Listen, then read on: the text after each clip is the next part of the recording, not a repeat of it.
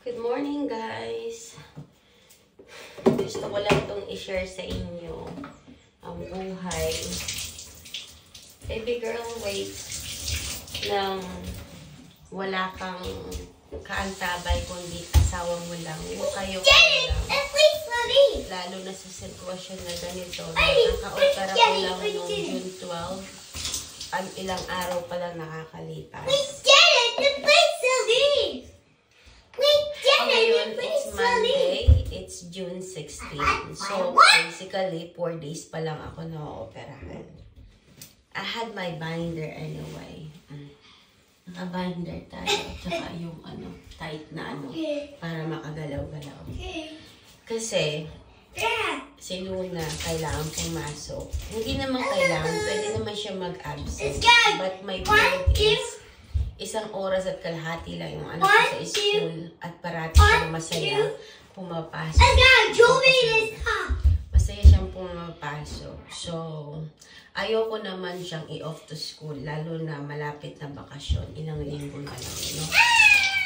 At God is good naman. Na at least nakakatayo na ako, nakakakilos. I leave it to God na lang. I leave it to the Lord in His grace. Huwag akong mabinat, walang something wrong happen. Kasi, kailangan ng anak ko kumilos. Si Habi back to work na. Naubos na yung holiday niya, yung off niya. Wala na siyang makuha. Okay. Na-squeeze niya na. So, ngayon, kahit mahirap, kailangan mong tumayo, asikasuhin anak mo.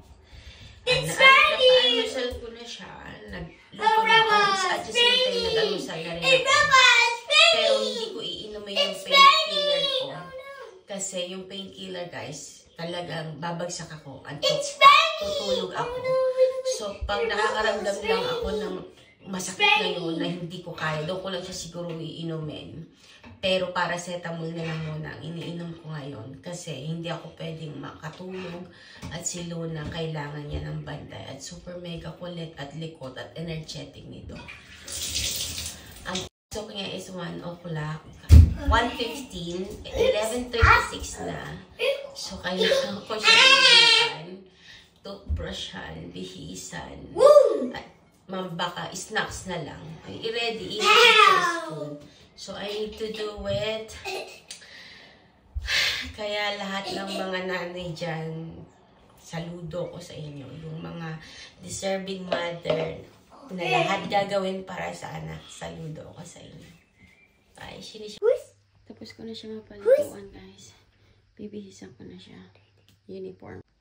Ayan, naliguan at nabihisan ko na. Nalinisan ko na ng tenga, pabanguhan. Ano na siya, papatuyuin ko muna yung buhok niya bago ako ipitan. Ako naman, guys, iinom muna ako ng paracetamol. Kasi sumakit yung tiyan ko. Kakayuko-yuko. Kasi tabo ang ginamit ko sa kanina shower. Hindi ko maabot yung bawal pa ako magtaas-taas ng kamay ng cover. So, timba at tabo ang ginamit ko sa kanya. Nakayuko. Sumakit yung tiyan ko. Inuman ako ng paracetamol at uupo. Nagbiyay hilo din.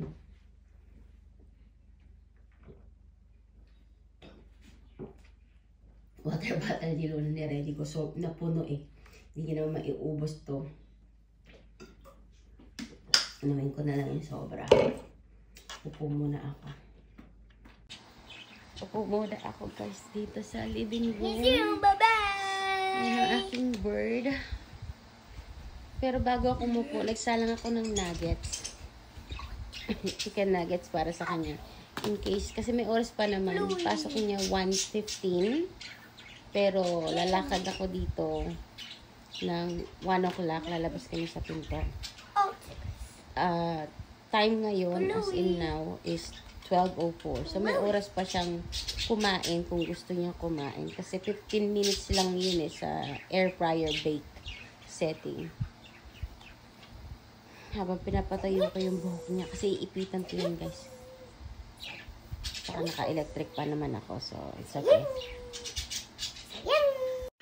So, nasundo pa na siya, guys.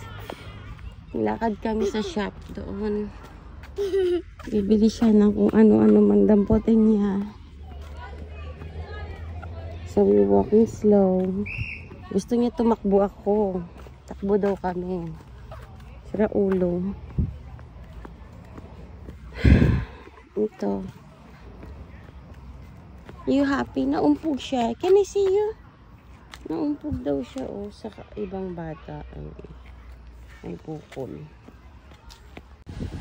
Kain tayo munggo ni Mundo ko, guys. Saka mangga. Sige na yung kakain na. Saging tayo. Then, iinom ako ng gamot. Kasi pauwi na yung mga bata. Magtatake ako ng painkillers. Hindi ko kaya yung sakit niya. Kasi pinaliguan ko to. Alam mo, inasikaso ko.